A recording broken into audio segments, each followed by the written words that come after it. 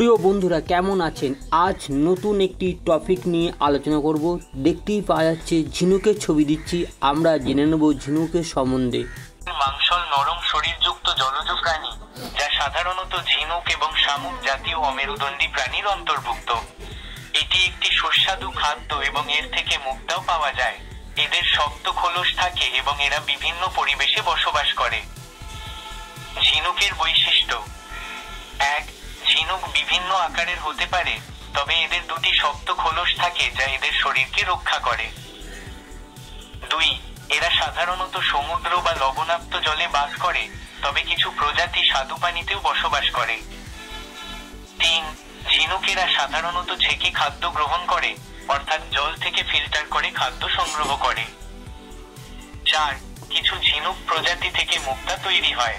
যখন কোনো বিদেশি বস্তু ঝিনুকের খোলসের মধ্যে প্রবেশ করে, তখন ঝিনুক সেই বস্তুকে একটি প্রতিরক্ষামূলক স্তর দিয়ে ঢেকে দেয়, যা ধীরে ধীরে মুক্তোতে পরিণত হয়। এবং 5. ঝিনুক একটি গুরুত্বপূর্ণ খাদ্য উৎস এবং এতে জিঙ্ক, আয়রন, ক্যালসিয়াম, সেলেনিয়াম এবং ভিটামিন এ ও বি12 এর মতো প্রয়োজনীয় পুষ্টি উপাদান রয়েছে। তাহলে আমরা জানতে পারছি ঝিনুক কত উপকার মানুষের ক্ষেত্রে লাগে, খাওয়ার ক্ষেত্রে যেমন লাগে, এমনি এর থেকে বিভিন্ন রকম অলংকারও তৈরি হয়।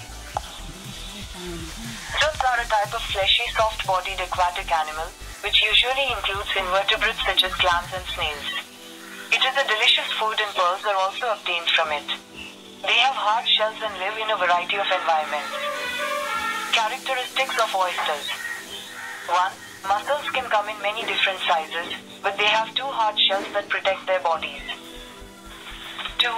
They usually live in sea or salt water, but some species also live in fresh water. 3. Oysters are generally filter feeders, that is, they collect food by filtering it from the water. 4. Pearls are produced from some oyster species.